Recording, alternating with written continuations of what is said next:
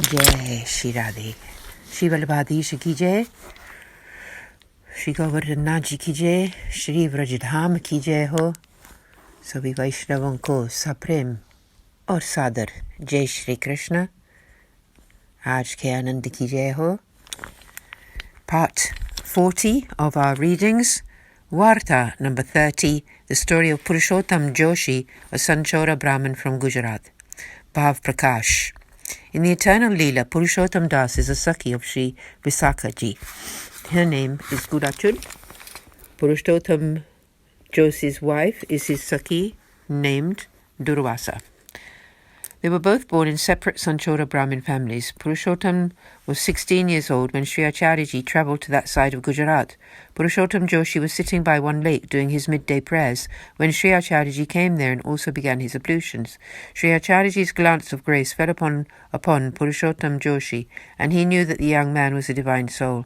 Purushottam Joshi ji approached Sri Acharyaji and asked him, "O great sir, which path is greater, the path of action or the path of knowledge?" He answered, "Of these two paths, the better is that to which one's mind takes naturally, and in which one has firm faith, and which one genuinely likes. The very best path is the path of devotion, through which a soul can be satisfyingly uplifted. In the paths of action and knowledge, this fulfillment is difficult to attain. The two paths are very difficult to sustain, and their practice is difficult. In this present age, no one is able to tolerate any kind of bodily discomfort. Even if they can, then they cannot control their mind. Therefore, an embodied soul on the path of devotion is truly fulfilled, but even for them, true surrender is next to impossible." Purushottam Joshi then asked Sri Acharyaji to grace him by describing the nature of devotion. Sri Acharyaji replied that the intellectual understanding of the nature of devotion was also not enough to carry one across the worldly ocean, but that he would, however, teach him a few things. He then recited the 11 verses of the Sri Bhakti Vardhani treatise. Purushottam Joshi was fully qualified to understand, and so, just by hearing those verses, he fully comprehended the purport. He bowed low to Sri Acharyaji and supplicated, "O Maharaj, for such a long time now I have been striving on the path of action, but have not really anything to show for all of it. I seem to have been wasting my life.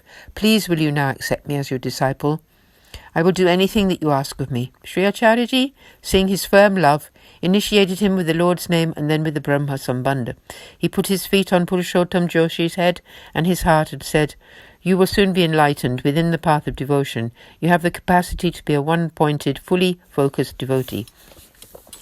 Purushottam Joshi then requested Sri Acharyaji to grace his home with a visit, and there please to also accept his wife. Sri Acharyaji did just that and initiated the wife with the Lord's name and Brahma Sambandh. He instructed them both to serve the Lord. There was already a Swarupa of Sri Thakurji in their home, whom they had been worshipping according to the path of lawful limitations.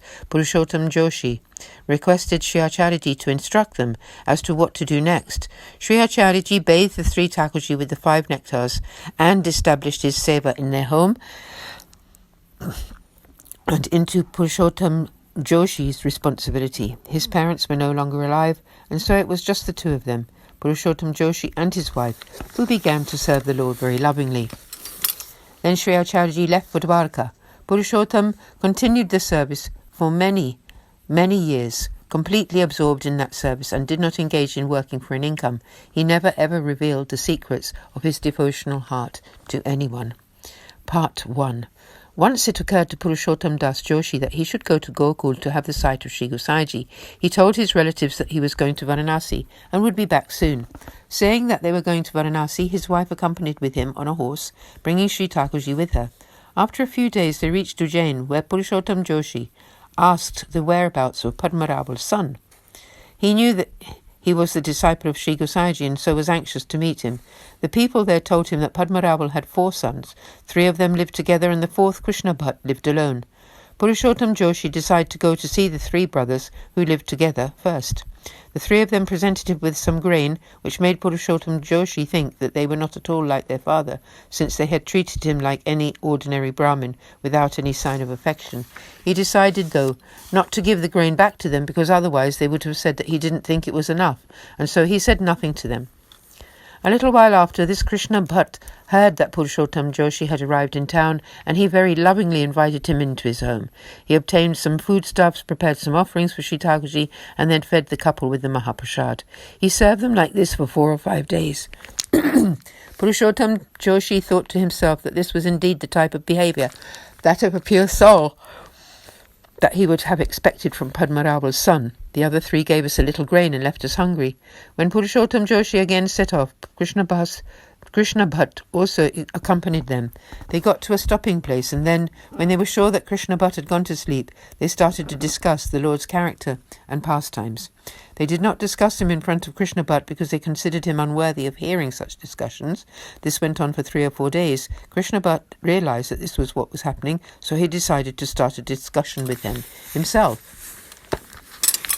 The next morning, when they were setting off from camp, Krishna Bhatt said to Purushottam Joshi's wife that she should get ready, whilst he started up a discussion about the beloved Lord. She agreed. Krishna Bhatt sat on the horse, and she held the reins and led him along. Krishna Bhatt's discussions were so blissful that Purushottam Joshi completely forgot where he was, so deeply immersed in the pastimes was he.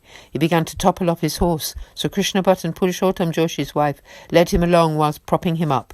When they reached the next camp and he started to dismount, he asked why he had to get off when he had only just mounted. His wife told him that they had reached that day's stopping place and that they had been travelling all day long. Purushottam Joshi got off the horse but was still completely blissed out by that day's satsang. From then on, he began to discuss with Krishna Bhatt, and day and night they remained soaked in the loving mood of the Lord's pastimes. This continued until they arrived in Gokul. After bowing low to Sri Gosaiji's Purushottam Das Joshi asked him how Krishna Bhatt had become such a vessel of grace, but Gosaiji told him that he had the company of Chacha Harivams, hence the great grace.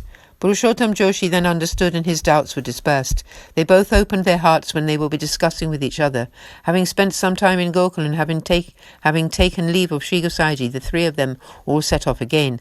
They talked about the beloved Lord and his pastimes for the whole journey, and reached Ujjain in a few days. They stayed about 4 days in Krishna Bhattji's home, where he lovingly served them, and they spent the whole time in divine satsang.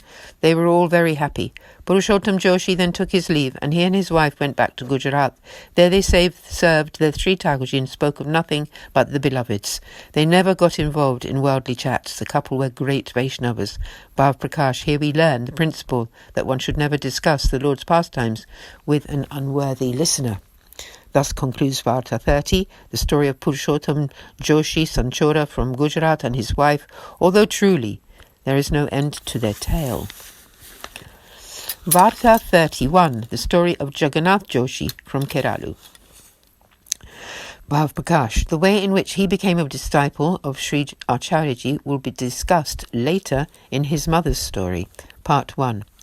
One day Jagannath had adorned and dressed his Sri Thakurji and offered him the midday plate and came out of the Seva. He began to think that the tunic his Sri Thakurji was wearing would get polluted through the touch of the plate whilst he was eating. When Sri Thakurji perceived Jagannath's thoughts, he immediately kicked the offering plate to the floor. When Jagannathji came to know of this, he cleaned up, cooked again, and again made the offerings. Sri Thakurji again kicked the plate to the floor. 3 times this whole affair was repeated. The 4th time Jagannath was getting tired, and he hung his head down, unable to understand what offence he had committed, to make his Sri Thakurji reject the entire offering. He began to feel very anxious and desperate to know, and also very humble. Sri Thakurji then spoke to him. If you are so worried about my clothes getting polluted when I eat, then why make the offerings at all? Jagannath was so ashamed by these words that he rubbed his nose on the ground and pleaded with Sri Thakurji to forgive his mistake, because he was a fool.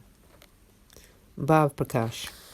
Sri Acharyaji has explained in his Sri Subodhini that when it comes to the Lord's pastimes or the Lord's deity forms, then there are 2 things that make him very unhappy. They can be classed as doubts and contradictory thought. Under doubts come thoughts such as, the Lord plays with all sorts of strange people and accepts offering from people of low castes. An item will get dirty if Sri Thakurji touches it. He is a cowherd boy, so how can he eat without bathing? Sri Thakurji is suffering with some illness. Sri Thakurji eats a regular amount every day, so how on the Anakuta day, Mountain of Rice Festival, does he manage to eat so much? Sri Thakurji is old now. Why did the Lord play this pastime? All of these contrary trains of thought should never be applied to the beloved Lord. In the Purushottam Sahasranam treatise, Sri Thakurji is called the one whose behaviour is beyond reasoning. One should not even try to analyse it. He cannot be truly understood by anyone's intellect, and he can not do or do otherwise, and he is totally capable of anything, at all. This all constitutes doubts. Under the heading of contradictory thought, we find, Sri Thakurji's mouth will smell, so make him clean his teeth. How will his expenses be met? How does he manage to travel all over the 168-mile circumference of his Vraja land in just one day? He has so many cows, how does he manage to wash them all? He used to appear all over Vraj, so why does he not appear now? Sri Thakurji himself created these impure items such as onions, carrots and radishes, so what is the problem with offering them to him? How does he manage to play with all the numerous gopis? These are contradictory thoughts that are quite opposite to the truth. However, Jagannath was a simple and good-hearted man, and this is why Sri Thakurji had said to him, if my clothes are going to become polluted, then why make the offerings at all? He forgave this offensive thought because he regarded Jagannath as his own soul who was ignorant. Therefore, know that these two types of thought processes make Sri Thakurji very unhappy and should be avoided. We conclude today's reading here. Tomorrow we continue with part 2 of the story of Jagannath Joshi. So aaj ke anand ki jai ho, Jai Shri Radhe, Shiva Labhadisha ki jai. Jai Shri Krishna.